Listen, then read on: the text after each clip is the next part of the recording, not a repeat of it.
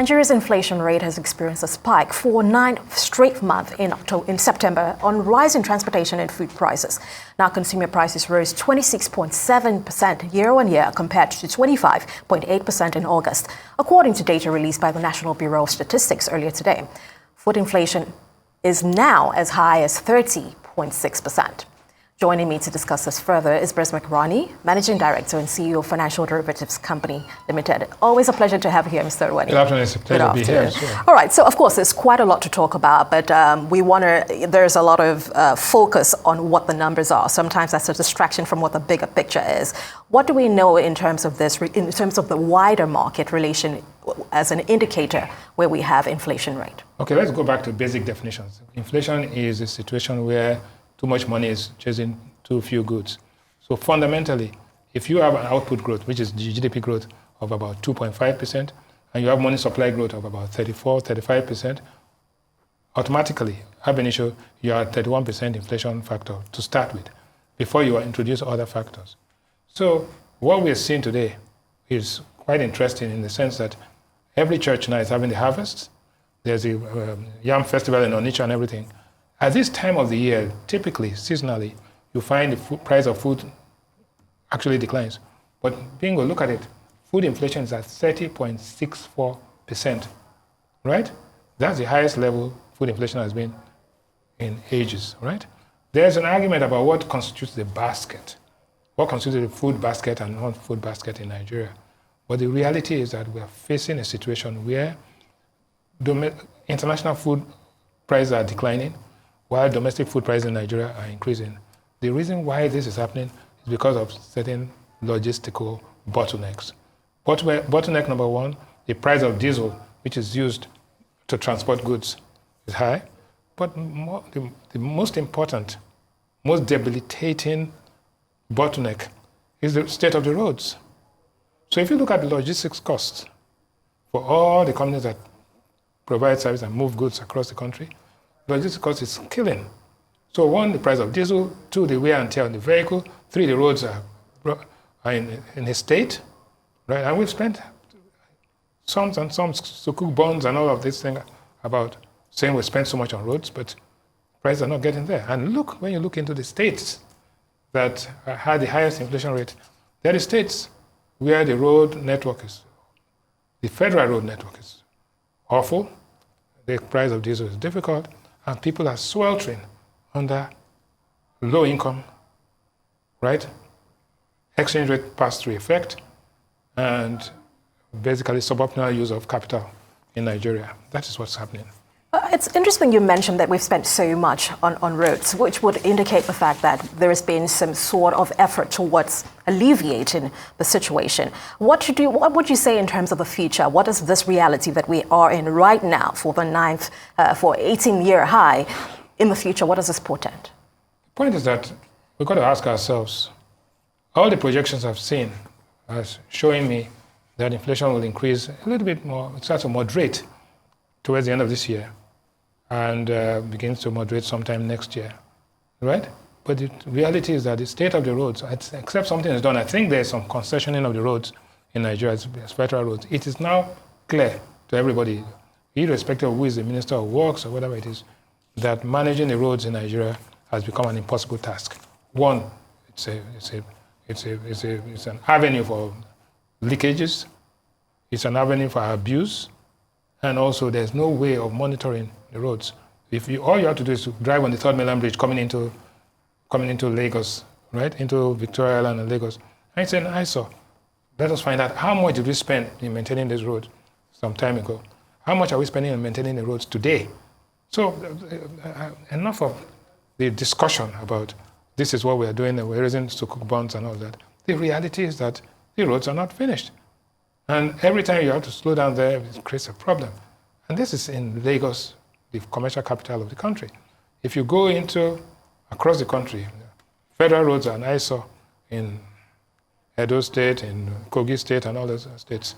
So we have to do something about the road network. We have to do something about the diesel. But the real big elephant in the room is how much is the exchange rate passed through. Because if you look at, and the slides will show in a minute, that imported food inflation right? We are saying that oil and fat, bread and cereals, eggs, vegetables, meat and milk have all increased. While if you look at global food prices, the price of wheat has come down by 25% year to date. The price of vegetable oil has come down by 4% year to date. The price of dairy products have reduced. Meat products, right? So while on one hand, we have global food prices declining, we have domestically, domestic food prices increasing. So there's a disconnect between what is happening in the global markets and what's happening in the domestic market. The reason why you're having this is because of the artificial, what I call artificial interferences in allowing prices to emerge. So, but you can explain that, okay, the price of wheat has come down internationally by 25%, but the currency itself has depreciated by more than that. Therefore, what you are finding today, in spite of the supposed price war, is that a bag of flour is going at about 30,000 naira. The price of a bag of rice is going for 55,000, and this is November. What is going to happen when the Christmas comes and if there's anything to celebrate, there's not much to cheer, but there's much to fear. What we'll see is that maybe to get to 60 or 61,000, there's some hard work to do to bring down the prices of goods. There's certainly hard work to do, and it's I like the fact that you've spoken comparatively across other markets as well. Now, as we all know, rising inflation has a direct impact on the purchasing power of consumers. Of course, and I'm speaking especially with regards to salary earners, particularly because they are not seeing a rise in their income, right? What are some of the best economic approaches to cushioning the status quo? There's what we call price inflation. There's also wage inflation. There you discount wages for over a period of time. And so there's no shortcut, no silver bullet for inflation. I've heard a lot of comments. Part of the problem was that there are loose monetary conditions. Monetary conditions are different from monetary policy. So if there are loose conditions, if there's excess liquidity in the system, for whatever reasons, then you need to tighten, and tighten effectively. To tighten means that the debt service ratio for the government, because they have to borrow domestically and borrow internationally, debt service becomes a major burden. But that's the story of life. Look at what has happened in Ghana, all right? They have all sorts of problems. But inflation has come down all the way from over 50% to about almost 38% now. They've tightened monetary policy to a point of 30%, right? So you have inflation rate responding. In Zimbabwe, where there's a dual currency, what we call a bimonetary system, if you use the dollar variable, you'll find that Zimbabwe, which is a basket case, for that matter, they have elections and all of that, the inflation has actually declined, right? So what we are seeing is that in Ghana, in South Africa, and even in Zambia, we are beginning to see inflation taper downwards. So it means that monetary policy is being used, an effective monetary policy, not lip service. Because when we say we have increased the monetary policy rate in Nigeria, and we have treasury rates at about 5-6% below that, it's an unnatural situation. If we say that our gross external reserves are $33 billion, while in fact, and we have backlog of $6 billion, if you have $33 billion, write a check and bring the market to stability. So there are a lot of what I would call things that raise eyebrows as to the data integrity. But thank God, whatever you're seeing now is nearer reality than what it used to be, where we're living in a world of fallacy. Absolutely, and there are quite a number of moving parts as well. But let's look at the borrowing activities at the domestic level. In light of the interest rates at the Eurobond market, for instance, what does this indicate for the future of where rates could go? Well, I think that if you take away some of the distortions in the system, right, and you change the structure of the market, I think that it becomes clear that you can actually allow interest rates to decline after savings have been mobilized. Let me give you an example. My suggestion is that, look, in the foreign exchange market, let's just go for a wholesale auction, where if the oil company is going to sell, let us say, Royal Dutch Shell, or let's say Chevron or Mobil, we're going to sell $100 or $200 million, there'll be an open bid, and top 10 banks, including the Central Bank of Nigeria, will bid. Okay, let us say on that day, you take it at 1,200. Then you have to sell it at 1,200 plus 1%. But if the following day, right, Seplat decides to sell $50 million, and the highest rate in the market now is 1,000 or 950. If you bought it for 1,200, you're on your own. So I think that way there'll be a indicative rate. So if British Airways or KLM or Lufthansa wants to buy money, they have a benchmark rate. So one, there's price discovery. Two, there's a transparent open auction, right? And thirdly, the invisible flows from artists, musicians, and all that will come in at those rates, and then the market becomes efficient. There's nothing wrong in a weak currency, right? But what is, if a currency is competitive devaluation, you can do what you want to use that to compete. But you must increase productivity. It's all about growth. The currency is just a kind of indicator to show that how effective and how well you manage your exchange rate and your monetary policy, together with the fiscal dominance of the economy. But generally speaking, what you are seeing today is an inflation factor that will go slightly higher, then it begins to decline. For example, in Ghana, it is being projected from 38% that by next year, it'll be down to about almost 11%, right? So what are the projections here? The projections I see are 27, 28, 29, and the World Bank or IMF talking about 30%. It will happen that way as long as there are distortions and things. So what do we do? First and foremost, if you say we are going to, forget about fixing the roads, concession those roads immediately. The private sector companies that will buy the roads for the 25-year period will fix it. So the government will have more money to do the things they are going to do for people, but then the roads will become passable. If from here to Ilorin, it will now take me 2-3 hours, because whichever private company is concessioning that will need to get this road fixed. So they will sit down with Julius Berger and say, look, all night you have to be fixing the road. By daytime, right, there will be drones so that there's no kidnapping and all of that. That way, you'll find that logistics costs will reduce, right? Two, with an exchange rate mechanism that is market-driven, efficiently driven by the market, you will find that the price of diesel will decline. Of course, we have refineries that are going to start working, but we also have stopped this crude for refined swaps, which was just being abused by the intermediaries. So if you stop that, you allow this, take away all the silly restrictions, which are meaningless anyway, right? So when we have that, then we begin to get results that people can see, tangible results. Right now, like you said, inflation is taxation without legislation.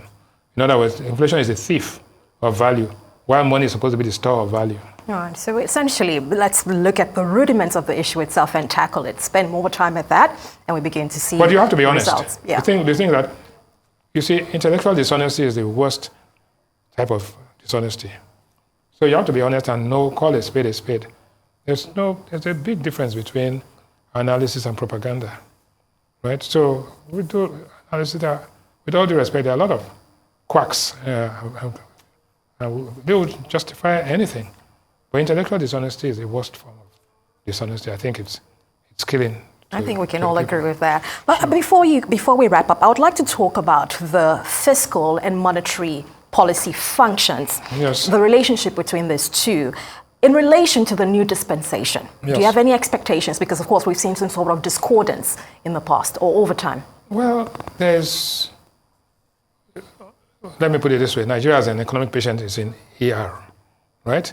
So when you're in an emergency room, you stabilize the patient. So then before you now go to the ideal situation of what your monetary policy be doing and what your fiscal policy, it is quite clear that there was a monetary policy over trespass.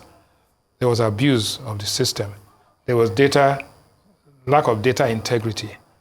Everything was managed right? But again, now, if the decision is that you have to be honest and be upfront with the people, tell the people can take the truth, can take as much pain as they can bear, as long as they know that, one, there's comparable sharing of burden, right? You cannot have some people living on easy street and while others are sweating away. And so that's one. So honesty and integrity of numbers.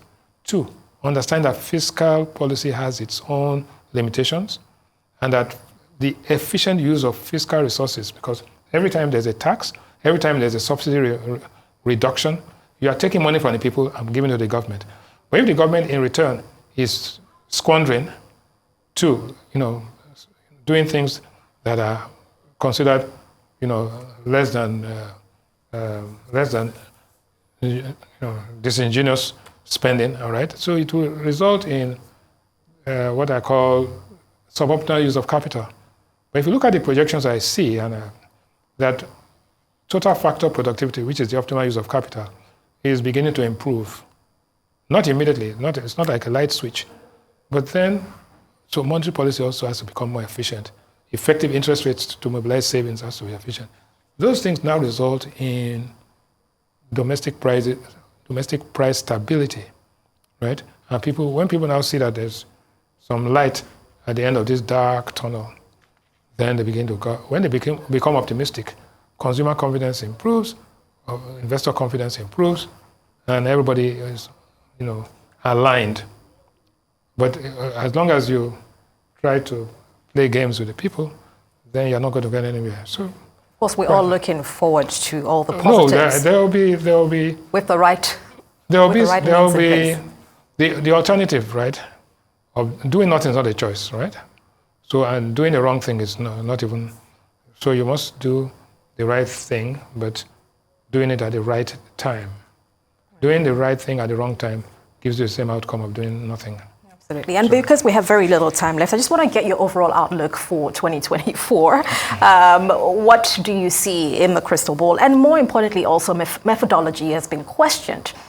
What needs to be addressed there, if there should be any, in your opinion? 2024 is about almost 90 days away. In the Nigerian economic context, 90 days is eternity.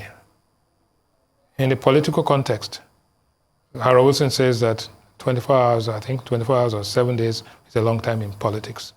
If you told me 3 weeks ago that what was happening in Gaza would happen, I would have told you no. As a matter of fact, Sullivan, the defense secretary, said, oh, no. He spoke too soon. I do not know what is going to happen to global oil prices. I do not know how the Middle East will pan out in the next. And that drives the price of crude oil, right, which drives our economy. So to the extent that we do not know, the things that are outside our control are more than things within our control. What do we do? Let's focus on the things that are within our control. That's why I talk about concessioning the airports, concessioning the roads, allowing a free market approach to currency management, and more than anything else, become clean with the people, to tell the people the truth. Once people can believe what you are saying, then the difficult part is over. It's when people do not believe what you are saying, or people take everything with a pinch of salt, then there's a problem. But generally speaking, my crystal ball shows for the next 90 days of tough times ahead. It will be quite a challenging Christmas. There will be not much to cheer, but a lot to fear. But at the same time, I think that there's some light, sprinkling of light sometime in 2024. But I don't want to start giving people any false hopes, right? Because it's too soon to jump to those conclusions. But I don't see, my crystal ball does not see too much trouble. I think the worst is here. It will deteriorate somewhat. Right. But the team could pick it up. And if the team is willing to be honest and willing to work, right? And come clean to the market. Right. I mean, like you said, lots of hard work, but then we also need transparency to begin with. We need to be able to trust everything going on. I want to thank you so much, Mr. Bismarck Rewane, for joining us on the show. Thanks a lot. Thank you for having me.